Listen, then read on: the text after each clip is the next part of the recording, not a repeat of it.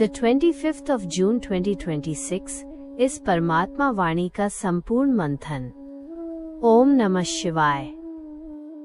मुख्य 4 बिंदु समझानी और उदाहरण सहित। 1. बेहद की पढ़ाई और पुरुषार्थ से ऊंच पद की प्राप्ति। समझानी। सतयुग की राजाई सबको नहीं मिलनी है। हमारा जैसा पुरुषार्थ होगा वैसी ही हमारी प्रारब्ध बनेगी। जो बच्चे इस अंतिम समय की पढ़ाई को अच्छी रीति पढ़ते हैं और दूसरों को रास्ता बताते हैं, वे ऊंच पद पाते हैं। इसके विपरीत जो पुरुषार्थ नहीं करते या योगबल जमा नहीं करते, उनका पद कम हो जाता है और उनकी धारणा न होने के कारण पद भ्रष्ट हो जाता है। इसलिए पढ़ाई को कभी मिस नहीं करना चाहिए। उदाहरण। बाबा ने समझाया है कि जैसे लौकिक स्कूल में हर एक स्टूडेंट का अपना नंबर और अपनी बैठक स्थान होती है, वैसे ही यहाँ भी पुरुषार्थ के अनुसार सबका अपना अपना नंबरवार पार्ट निश्चित है। एक की जगह दूसरा नहीं बैठ सकता और न ही किसी का पार्ट एक दूसरे से मिल सकता है। 2. आत्म अभिमानी स्थिति और सुना अनसुना करने की युक्ति। समझानी। इस पुरानी दुनिया में रहते हुए यदि कोई हमें कुछ छी बुरी बातें बोलता है या मान अपमान और सुख दुख की परिस्थितियां आती हैं, तो हमें उन्हें सहन करना सीखना होगा। इसके लिए बाबा ने युक्ति दी है, सुना अनसुना कर दो। जब हम देहभान से मुक्त होकर आत्मा की स्थिति में स्थित हो जाएंगे और अशरीरी बनने का अभ्यास करेंगे, तो बाहर की बातें हमारी शांति को भंग नहीं कर सकेंगी। उदाहरण। जैसे रात को जब आत्मा अशरीरी सुषुप्ति अवस्था में हो जाती है, जिसे नींद कहा जाता है, उस समय यदि कोई आकर गला भी काट दे तो पता नहीं पड़ता। ठीक इसी प्रकार जागते हुए भी हमें स्वयं को आत्मा समझकर दुनिया को भूल जाना है। इसके लिए शास्त्रों में 3 बंदरों का चित्र दिखाया गया है जो इशारा करते हैं, हियर नो इविल, बुरा मत सुनो। 3. स्वदर्शन चक्र फिराना और मन मनाभव की याद। समझानी। यदि हमारी बुद्धि में ज्ञान का चक्र नहीं फिरता है, तो यह सिद्ध होता है कि हम ज्ञान में देरी से आने वाले हैं। बाबा को भूल जाने के कारण धारणा कम होती है। इस समय हमें अपनी चलन सुधारनी है।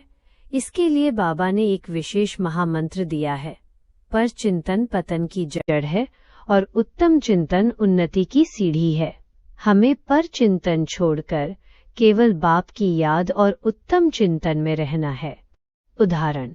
जैसे एक लौकिक स्त्री को अपने पति की कितनी निरंतर याद रहती है, जबकि वो पति उसे नरक गटर में गिराता है, तो फिर जो बेहद का बाप हमें स्वर्ग की बादशाही देने आया है, उसे हमें कितना प्यार और लगन से याद करना चाहिए। 4. सेवा की लगन और सेंटर्स का विस्तार। समझानी। जो बच्चे सेवा सर्विस नहीं करते हैं, वे किसी काम के नहीं सिद्ध होते। बुद्धि में ज्ञान की धारणा होगी, तभी हम दूसरों को ज्ञान का दान दे सकेंगे। जो बच्चे बाप का वर्षा स्वयं लेते हैं और दूसरों को भी दिलाते हैं, वे ही भविष्य में ऊंच पद के अधिकारी बनते हैं। उदाहरण। बाबा कहते हैं कि ऐसे पर्चे या स्लोगन लिखो जिसे देखकर लोग सुने बिना रह न सकें। जैसे आज से 5000 वर्ष पहले भारत विश्व का मालिक था, फिर 84 जन्मों के बाद ये हाल हुआ है, आओ आकर समझो। जब ऐसी सेवा बढ़ेगी तो गली गली में हर आधा, पौना या 2 मील की दूरी पर सेवा केंद्र खुलते जाएंगे, ताकि लोग दर दर माथा टेकने से बच सकें। आज का स्वमान। मैं मास्टर अमरनाथ अकालमूर्त मायाजीत आत्मा हूँ। वरदान। अमर भव। स्पष्टीकरण। अमरनाथ बाप ने हमें जन्मते ही ये पहला वरदान दिया है कि बच्चे अमर भव। जब भी मार्ग में माया वार करने आए, तो सदा इस वरदान को स्मृति में जगा लेना, तो वरदान से माया मूर्छित हो जाएगी। कमेंट्री। मैं एक शांत स्वरूप आत्मा हूँ। भ्रिकुटी के बीच चमकता हुआ सितारा। स्वयं शिव बाबा मेरे सम्मुख हैं और मुझे वरदान दे रहे हैं, बच्चे अमर भव। इस वरदान के प्रकाश को स्वयं में समाता हुआ महसूस कर रहा हूँ। दुनिया की हर बात से बेखबर मैं केवल एक बाप की याद में मगन हूँ। माया के विघ्न अब समाप्त हो चुके हैं। मैं पूरी तरह सुरक्षित और शांत हूँ। ओम नमः शिवाय।